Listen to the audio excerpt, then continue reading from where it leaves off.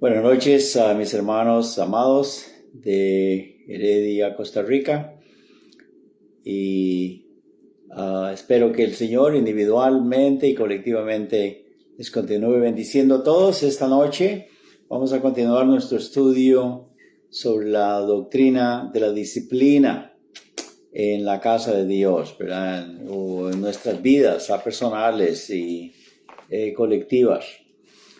Definimos la palabra disciplina la primera vez como una de las doctrinas básicas de la Biblia, y es necesario que sea entendida y practicada si nuestras vidas individuales y colectivas como iglesia van a representar al Señor Jesucristo. Otra vez, si vamos a representar a nuestro Señor Jesucristo como nuestro Señor y nuestro Salvador, necesitamos vivir vidas disciplinadas. La disciplina es la práctica de entrenar al pueblo de Dios a obedecer las reglas que Él impone para que tengamos un comportamiento correcto, apropiado y ejemplar. Y el Señor se merece, el Señor es digno de que estemos dispuestos a ser disciplinados. No importa si no lo fuimos antes, cuando estábamos inconversos, pero ahora que somos hijos de Dios, Él se merece. Y con amor, con gratitud y con gozo, debemos de estar dispuestos a vivir esas vidas disciplinadas y ejemplares que Él quiere. Si no está en nuestro poder hacerlo, pero el Señor nos da la capacidad. La palabra de Dios dice en Filipenses 2:13 que Él es el que produce el querer y el hacer por su buena voluntad. Amén. En nosotros no está la capacidad, la habilidad de comportarnos por nosotros mismos como Él quiere, pero Él nos capacita, Él nos habilita para que así sea. Amén. En la primera conferencia pudimos, además de la definición de la disciplina, hablar un poco sobre la disciplina cultural, ¿verdad? Y esta es la que debe ser mantenida personalmente y corporalmente, así como es importante obedecer las leyes del país, las leyes de las reglas a donde vivimos. Así también es importante que nuestra mente, nuestra alma se conforme a la palabra de Dios y que nos equipe para trabajar en su reino como Él quiere. Al hablar de las leyes de la tierra, del país donde vivimos, ya sabemos, ¿verdad?, que si no hubiera semáforos, no hubiera señales de parar en las esquinas y la división marcada en las calles para el tráfico que viene y el tráfico que va. Si no hubieran todas esas reglas y esas cosas que hay que obedecer, y la policía también que nos fuerce a respetar las reglas, habría más choques y más muertes y más pleito también entre todos los que ocupamos las calles, ¿verdad? Ya sé qué importante pues es disciplina, qué importante es que acatemos las reglas que son puestas y hasta por Dios mismo también. Vamos a mirar más adelante algunos textos donde nos dice que estas leyes de la tierra dice que son impuestas por nuestro Dios mismo y es para nuestro bien. La palabra de Dios también nos enseña, además de la cultura, la disciplina cultural, también la disciplina correctiva, así como los que cometen sus fechorías y crímenes, robos, homicidio, violencia, etcétera, etcétera, quebrantando la ley, y se corrige por medio de la cárcel, por medio de multas. Así también es con nosotros en la casa de Dios, en nuestra vida cristiana como discípulos del Señor, es igual, ¿verdad? Desde el principio de la creación, con Adán y Eva, ya Dios había puesto la disciplina correctiva. ¿Se acuerdan que Él dijo, de todo árbol del huerto coman, pero de este que está aquí en el centro del huerto, es el árbol de la ciencia del bien y el mal, no coman, porque cuando coman morirán? Eso es disciplina correctiva, ¿verdad? Si no hacen caso, entonces vienen las consecuencias. Ok, vamos a leer un pasaje en Santiago capítulo 2, del versos 22 en adelante, que dice: pero sed hacedores de la palabra, y no tan solamente oidores, engañándoos a vosotros mismos. Porque si alguien es oidor de la palabra, pero no hacedor de ella, este es semejante al hombre que considera en un espejo su rostro natural, porque él se considera a sí mismo y se va, y luego olvida cómo era. Y añade el verso 25 del capítulo 2 de Santiago: mas el que mira atentamente en la perfecta ley, la de la libertad, y persevera en ella, no siendo oidor olvidadizo, sino hacedor de la obra, este será bienaventurado en lo que hace. Si alguno se cree religioso entre vosotros y no refrena su lengua, sino que engaña su corazón, la religión del tal es vana. La religión pura y sin mancha delante de Dios el Padre es esta: visitar a los huérfanos y a las viudas en sus tribulaciones y guardarse sin mancha del mundo. Amén.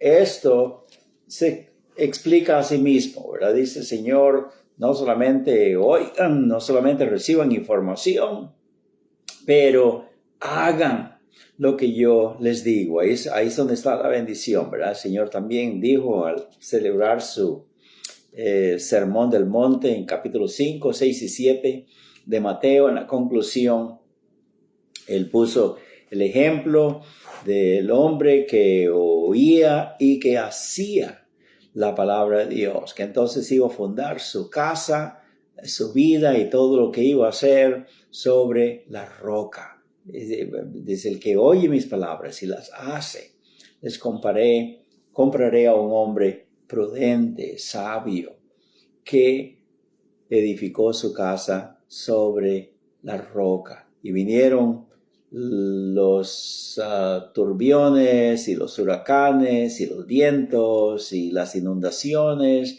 Dice: pero su casa no cayó porque estaba fundada sobre la roca.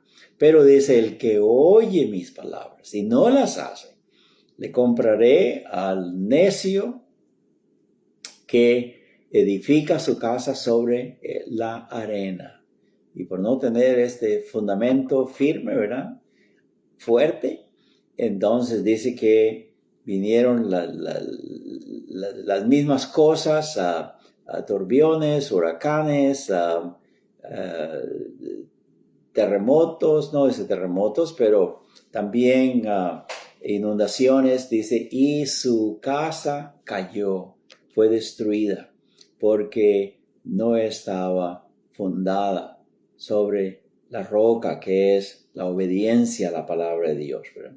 La obediencia ya sabemos que requiere la disciplina, ¿verdad? Y el Señor Jesús dijo, como miramos en otro texto también, Juan 8, 31, 32, dice: a los que habían creído en Él, que querían ser sus discípulos, dice el Señor: vosotros seréis verdaderamente mis discípulos, ¿verdad? Si hacéis lo que yo os digo. Amén. Así pues, al saber cuál es la división de la definición de la disciplina y los tipos de disciplina que hay. Podemos preguntarnos ahora, bueno, ¿quién es el responsable de administrar la disciplina? Bueno, la palabra de Dios nos dice también, por ejemplo, para los hijos, los niños, los adolescentes, nuestros hijos, antes de que sean adultos, somos nosotros los padres, los responsables de administrar la disciplina, de mostrar a nuestros hijos e hijas el camino correcto, el camino beneficioso para ellos, y también enseñarles el camino torcido de destrucción, aconsejarles para que eviten lo malo y practiquen lo bueno, ¿verdad? En Hebreos capítulo 12, versos 9 y 10 es precisamente lo que nos dice acá en cuanto a la responsabilidad de los padres. Hebreos capítulo 12, versos 9 y 10. Por otra parte, tuvimos a nuestros padres terrenales que nos disciplinaban y los venerábamos. ¿Por qué no obedeceremos mucho más al Padre de los Espíritus y viviremos? Y aquellos que son nuestros padres terrenales, dice, ciertamente por pocos días nos disciplinaban como a ellos les parecía, pero que es nuestro Dios, ¿verdad?, para lo que nos es provechoso, para que participemos de su santidad. Dios da pues por sentado acá y es declarado que la disciplina de los padres ocasionaba que los hijos bendijeran a sus padres por ello. Al decir aquí, los venerábamos, les hablamos con gran respeto y con mucha dignidad, con espíritu sumiso, obediente, respetuoso. Dice, ese era el resultado.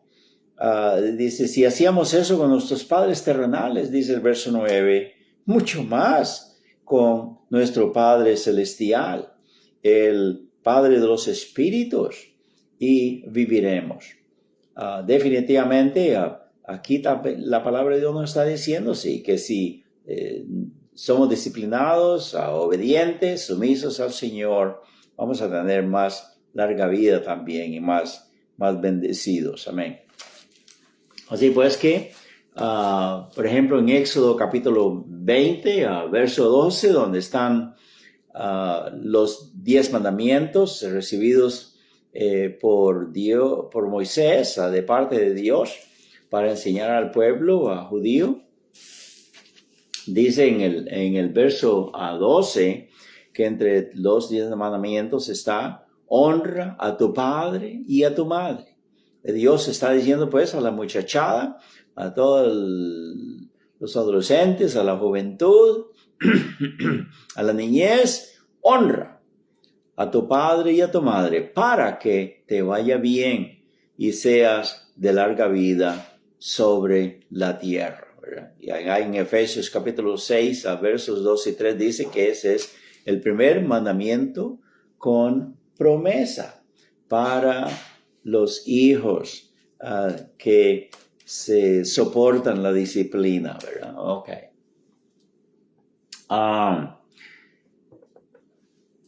Así pues que los padres somos los responsables de ejercer la disciplina en el hogar, específicamente con nuestros niños. Alguien más responsable de administrar la disciplina es en cuanto a la sociedad, en cuanto al mundo en general, y eso le toca al gobierno. Dios ha establecido el gobierno para que precisamente nos gobierne en la comunidad, en el país donde vivimos, ¿verdad? Ya sabemos que cada país pues tiene un gobierno diferente, pero el asunto es de ejercer disciplina en todos los habitantes, ¿verdad?, de ese país. En Romanos capítulo 13, versos 1 al 4, tenemos la base bíblica para esta área de la disciplina. Dice, sométase toda persona, capítulo 13, verso 1 de Romanos. Toda persona sométase a las autoridades superiores, porque no hay autoridad sino de parte de Dios, y las que hay por Dios han sido establecidas. Y añade el versículo 2, de modo que quien se opone a la autoridad, a lo establecido por Dios resiste, y los que resisten acarrean condenación para sí mismos. Porque los magistrados no están para infundir temor a los que hacen el bien, sino al malo. ¿Quieres pues no temer la autoridad? Haz lo bueno y tendrás alabanza de ella, porque es servidor de Dios para tu bien. Pero si haces lo malo, teme, porque no en vano lleva la espada, pues es servidor de Dios, vengador para castigar al que hace lo malo.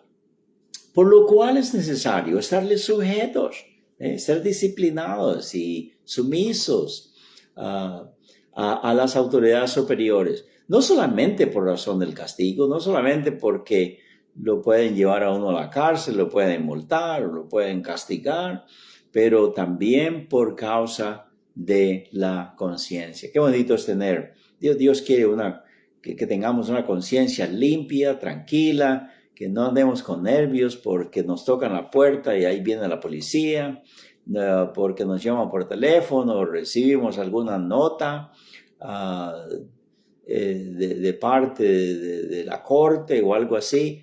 Qué bonito es estar con la conciencia tranquila, porque no hemos hecho nada malo, nada incorrecto, porque vivimos respetando las leyes del país, las leyes de la palabra de Dios, ¿verdad? Así pues que la sociedad y el mundo en general es disciplinada por el gobierno. Gracias a Dios por ello, ¿verdad?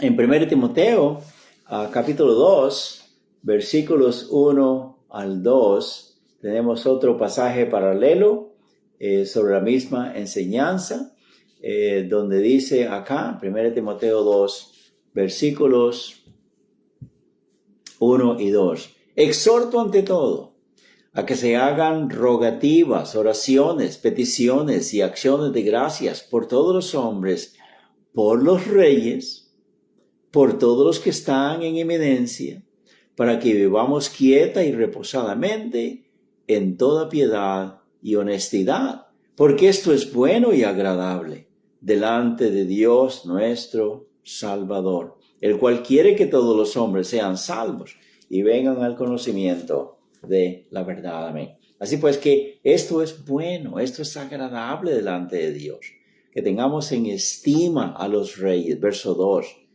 Bueno, no somos gobernados por una realeza acá, ¿verdad? Pero, por supuesto que nuestro rey es el Rey de Reyes, Señor de Señores, Cristo Jesús, y de Él es donde emanan todas estas reglas y todas estas cosas que Él quiere que hagamos. Dice que por los reyes que están en la tierra. En nuestro lenguaje podría ser por los presidentes, los que están en eminencia, los jueces, las autoridades, la policía. Dice que oremos más bien por ellos, que Dios los guíe, les dé la inteligencia, la habilidad y sentido de justicia correcto para que hagan un buen trabajo, ¿verdad? Y que oremos por ellos, para que vivamos quieta y reposadamente en toda piedad y honestidad. No debemos de andar hablando mal de las leyes o de los jueces o de la policía, pero que oremos por ellos más bien, ¿verdad? Que los tratemos con dignidad y intercedamos por ellos delante del Señor, porque esto es bueno, dice la palabra de Dios, y agradable delante del Señor. En Primera de Pedro, capítulo 2, versos 13 al 17, también tenemos otro texto que nos reitera lo mismo sobre el gobierno por el que debemos de dar gracias al Señor, ¿verdad? Por la policía, por los jueces, y que oremos por ellos. Dice en 1 Pedro capítulo 2, versos 13 al 17. Por causa del Señor, nuestro Salvador, nuestro Dios, dice, someteos a toda institución humana, ya sea al rey como a superior, que nos sometamos a toda institución humana, a todos los que están gobernándonos, ya a los gobernadores, como por él enviados para castigo de los malhechores y alabanza de los que hacen bien. Porque esta es la voluntad de Dios, que haciendo bien, hagáis callar la ignorancia de los insensatos, como libres, pero no como los que tienen la libertad como pretexto para hacer lo malo, sino como siervos de Dios. Honrad a todos, amad a los hermanos, temed a Dios, honrad al Rey. Así pues que claramente la palabra de Dios nos dice acá, así que sea cualquiera el sistema de gobierno de nosotros como hijos de Dios, que nos sometamos a él. No importa si es un gobierno demócrata, comunista o lo que sea, recordemos que estamos viviendo acá y trabajando para el Señor en terreno enemigo. No nos esperemos que ellos sean buenazos, ¿verdad? Con nosotros, los hijos de Dios, pero nosotros no importa el trato que ellos tengan y lo incorrecto, que gobiernen, que los amemos, que los respetemos, que oremos por ellos, ¿verdad? Y el apóstol Pedro en este tiempo vivía en un tiempo en que Roma imperaba y más bien los cristianos eran encarcelados, perseguidos, maldecidos y hasta asesinados, ¿verdad? Pero sin embargo, dice la palabra de Dios que no debemos de andar causando motines ni expresando manifestaciones de rebelión ni nada así por el estilo, pero que nos sujetemos a las leyes y que más bien oremos por ellos. Amén. Así pues que son pasajes suficientes para que veamos pues que tanto la disciplina de los hijos es mandada de Dios para nosotros los padres, y también es mandado de Dios a los gobiernos que también nos disciplinen culturalmente, ¿verdad? En la sociedad. En cuanto a los hijos de Dios, nosotros, los salvos, los que componemos el pueblo del Señor, quien está encargada, quien está autorizada para administrar la disciplina es la iglesia, la casa de Dios, el cuerpo de Cristo. Tiene la autoridad de Dios también, así como se le ha dado a los padres, para los hijos y al gobierno, para la sociedad, también a la iglesia, para todos sus miembros. Amén.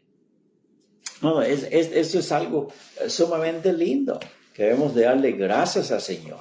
Tenemos un lugar, tenemos un conjunto, una asamblea, donde somos responsables, con la que tenemos que comportarnos correctamente para ganarnos la bendición, ganarnos la oportunidad de ser miembros de la iglesia.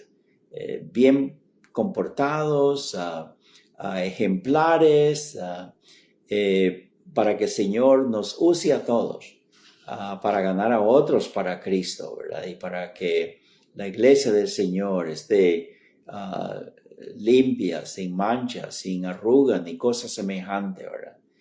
Como el Señor quiere. Amén. En Juan capítulo 9, Juan capítulo 20, perdón. Juan capítulo 20, versos 19 al 22, dice: Cuando llegó la noche de aquel mismo día, el primero de la semana, refiriéndose a la resurrección del Señor Jesucristo, estando las puertas cerradas en el lugar donde donde estaban reunidos por medio de los judíos, vino Jesús y, puesto en medio de ellos, les dijo: paz a vosotros. Y cuando les hubo dicho esto, les mostró las manos y el costado, y sus discípulos se regocijaron viendo al Señor. Entonces Jesús les dijo otra vez: paz a vosotros. Como me envió el Padre, así también yo os envío. Está diciendo él, implicando acá que como el Padre lo envió con autoridad para hacer su obra que iba a hacer, a beneficio a nuestro y de todo el mundo, y para fundar su iglesia aquí, ganarla con su propia sangre, dejarla establecida, el reino espiritual que él estableció acá. Y antes de irse al cielo, pues dijo a su congregación, dice: como me envió el Padre, así yo también os envío. Y habiendo dicho esto, sopló y les dijo: recibid el Espíritu Santo. Ellos en lo personal, pues todos ya tenían el Espíritu Santo, por supuesto, porque es el Espíritu Santo el que convence de pecado y que persuade a cada pecador para venir a Cristo y recibirle como Salvador personal. Pero no lo tenían el Espíritu Santo en el sentido de ser el administrador de la iglesia, que iba a morar en ellos y que iba a fortalecerles, a guiarles, a darles el poder para hacer la obra de la gran comisión, ¿verdad? Y por eso el Señor les dijo, aún antes del Pentecostés: recibid el Espíritu Santo. En el Pentecostés lo que sucedió es que vino el Espíritu Santo con poder y les bautizó, para que ellos, siendo bautizados, siendo ungidos con el Espíritu Santo, comenzaran a hacer la obra que ya el Señor les había encomendado. Y dice en el verso 23, a causa de que ellos son su iglesia y que también ya han recibido el Espíritu Santo, a quienes remitieres los pecados. Y remitir aquí en este sentido quiere decir perdonar. A los que les perdonareis los pecados, sus faltas, sus cosas incorrectas, por una vida indisciplinada, dice a los que se les perdonen, y es porque, por supuesto, nos arrepentimos, pedimos perdón a la iglesia, pedimos perdón al Señor. Entonces la iglesia da, ¿qué podemos decir? Da la exoneración, da la bendición, decir: ok, mi hermano, ok, mi hermana, sí, amén, yo propongo, otro dice: yo secundo, sí, que nuestro hermano sea restaurado de esa falla que hizo y que sea restaurada su membresía aquí en la iglesia. Dice: a los que le perdonares sus pecados, les son perdonados. Y a los que les retuvieres, y a quienes los retuviereis, les serán retenidos. El Señor dice: si ustedes en su juicio, en su examen, miran que la persona es persistente en su pecado, no se arrepiente y quiere vivir así, entonces ya no puede ser miembro en la iglesia. Quienes les retuviere sus pecados, les son remitidos. Y ha sido puesto fuera de la congregación y permanecerá así hasta que se arrepienta otra vez y venga y pida perdón. Pero estamos hablando pues de que la iglesia del Señor tiene autoridad para imponer las reglas de la palabra de Dios, ¿verdad? Y si no, entonces las consecuencias de la disciplina punitiva vendrán a esa persona, ¿verdad? Pero es la iglesia, la casa del Señor, que tiene esta autoridad. Por eso, como un ejemplo, el Señor Jesús dice aquí en Mateo, en Mateo capítulo 18, versos, podemos leer desde el capítulo 18, verso 12 en adelante. No vamos a leer hasta ahí, o desde ahí. Comencemos con el 15, dice, por tanto, si tu hermano peca contra ti, ve y repréndele estando tú y él solos. Si te oyere, has ganado a tu hermano. Mas si no te oyere, toma aún contigo a uno o dos, para que en boca de 2 o 3 testigos conste toda palabra. Si no los oyere a ellos, dilo a la iglesia. Y si no oyere a la iglesia, tenle por gentil y publicano. Igual que allá cuando dice el Señor, a los que le retuvieres los pecados, les son retenidos. Y es expulsada la persona, es puesta fuera de la membresía de la iglesia y se le tendrá por gentil o publicano. Así como los gentiles y los publicanos que no conocen a Cristo como Salvador, que están allá afuera, no pertenecen al seno eclesiástico, así también esta persona es sacada del seno eclesiástico y puesto junto con los inconversos, ¿verdad? No es que pierde la salvación ni nada así por el estilo, pero en cuanto a la relación eclesiástica ya queda desconectado o desconectada esta persona, ¿verdad? Porque de cierto os digo, verso 18, que todo lo que atéis en la tierra habrá sido atado en los cielos. Digo habrá sido atado en los cielos porque es la forma correcta como está tanto en griego como en algunas versiones de la Biblia antiguas en inglés. Dice, habrá sido atado en el cielo. Y todo lo que desatéis en la tierra habrá sido desatado en los cielos. No estamos hablando pues de la autoridad que tiene la iglesia, autoridad que le ha dado el Padre, el Hijo y el Espíritu Santo para que administre la disciplina en la casa de Dios.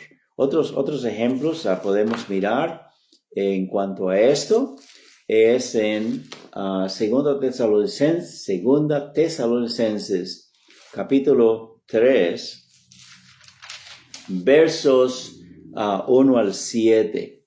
Mire qué interesante lo que dice acá. Por lo demás, hermanos, orad por nosotros. Es el apóstol Pablo pidiéndole a la iglesia de Tesalónica que ore por él, por el hermano Bernabé y por otros hermanos que le acompañaban, para que la palabra del Señor corra y sea glorificada, así como lo fue entre nosotros, y para que seamos librados de hombres perversos y malos, porque no es de todos la fe. Cuando dice este texto, no es de todos la fe, no se refiere a que no es de todos la fe para salvación, ¿verdad? Es una fe que está disponible para todos, ¿verdad? Dices en Hechos capítulo 17, verso 31, que ahora manda a todos los hombres en todo lugar que se arrepientan, por cuanto ha establecido un día, dice, en que el mundo entero será juzgado por aquel justo que fue resucitado de entre los muertos, ¿verdad? Y el texto dice, dando fe a todos, ¿verdad? Con haberle resucitado los muertos. Todos están capacitados para reflexionar, para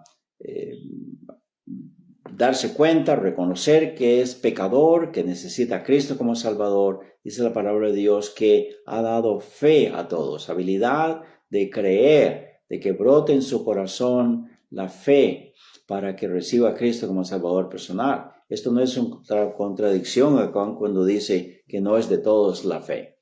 Así pues, no se refiere a la fe salvífica, no se refiere tampoco a la fe industrial, ¿verdad? A la fe que obra, porque también el Hijo de Dios crece en fe y deposita bastante fe en el Señor para hacer la obra de Dios que Él sabe en su corazón que debe de hacer, ¿verdad? El Señor nos da esa habilidad de actuar con fe, lanzarnos a aventuras que aunque haya temor, vamos a confiar que el Señor nos va a dar un buen resultado, ¿verdad? Que vamos a salir victoriosos. No se refiere a esa fe, porque está disponible también para todos. Conforme comenzamos a conocer más de la palabra de Dios, estamos en comunión con Él, vamos a hacer como esa lista que tenemos ahí en Hebreos capítulo 11, ¿verdad? De tantos hombres y mujeres que actuaron con tanta fe y Dios tienes en esa lista y elogiándolos a todos, ¿verdad? Por su valentía, por su arrojo, por su resolución. Pero eso se refiere a la fe doctrinal, al conjunto de doctrinas, a las enseñanzas de la palabra de Dios. No es de todos. Aunque sean salvos, aunque hagan esto, hagan lo otro para el Señor, se resisten a las enseñanzas del Nuevo Testamento, de ser bautizados correctamente, de buscar de veras una iglesia que es de veras iglesia del Señor Jesucristo, que la Biblia enseña, ¿verdad? Que es heredera también de la iglesia original, la iglesia primitiva, y se resisten y pelean y se enojan por estas cosas, porque no es de todos la fe. Hay muchos hijos de Dios, muchos cristianos, sí, que desprecian la casa del Señor, la casa verdadera de Dios, la genuina, y pues allá ellos. Gracias al Señor que son salvos, pero no pertenecen a la iglesia del Señor Jesucristo. A eso se refiere pues que no es de todos la fe. Y verso 4 dice, y tenemos confianza respecto a vosotros en el Señor, en que hacéis y haréis lo que os hemos mandado. El verso 5 dice, el Señor encamine vuestros corazones al amor de Dios y a la palabra, paciencia de Cristo. Pero os ordenamos, hermanos, en el nombre de nuestro Señor Jesucristo, que os apartéis de todo hermano que ande desordenadamente y no según la enseñanza que recibisteis de nosotros. Porque vosotros mismos sabéis de qué manera debéis imitarnos, pues nosotros no anduvimos desordenadamente entre vosotros. Es así pues que dice, hermanos, ustedes tienen la autoridad, no permitan que alguien ande viviendo ahí dando un mal ejemplo y no según la enseñanza que ha recibido de la palabra de Dios. Dice el verso 14, dice, si alguno no obedece a lo que decimos por medio de esta carta, a ese señaladlo. La iglesia lo marca ya está observándolo, dice, y no os juntéis con él para que se avergüence, mas no lo tengáis por enemigo, sino amonestadle como a hermano. Así pues que esta es una iglesia de Tesalónica, que la palabra de Dios dice, hermanos, les ordenamos. Es el Espíritu Santo ordenando a la iglesia que haga eso, porque ellos son los que están para administrar la disciplina para nosotros los hijos de Dios aquí en la tierra. Amén. Y hay otros pasajes más de la palabra de Dios, como en Romanos 16, del 17 al 19. Y por lo menos ahora hemos cubierto pues que los responsables de administrar la disciplina que Dios quiere que haya en los hogares en cuanto a los hijos, le corresponde a nosotros los padres, la disciplina a la sociedad, a la comunidad, a cada país, dice, es responsabilidad del gobierno, y para nosotros los hijos de Dios, la casa de Dios, la iglesia del Señor Jesucristo. Señor me los bendiga, mis hermanos, ricamente, y en el próximo estudio estaremos cubriendo los tipos de ofensas, que la iglesia del Señor tiene que corregir, cómo hacerlo, cuál debe ser la motivación, cuál debe ser el objetivo, en qué espíritu hay que hacer estas cosas. Amén. Que Dios me los bendiga a todos. Buenas noches, hermanos, y adelante con la intercesión unos por los otros. El Señor es muy bueno y Él contesta la oración. Hasta pronto.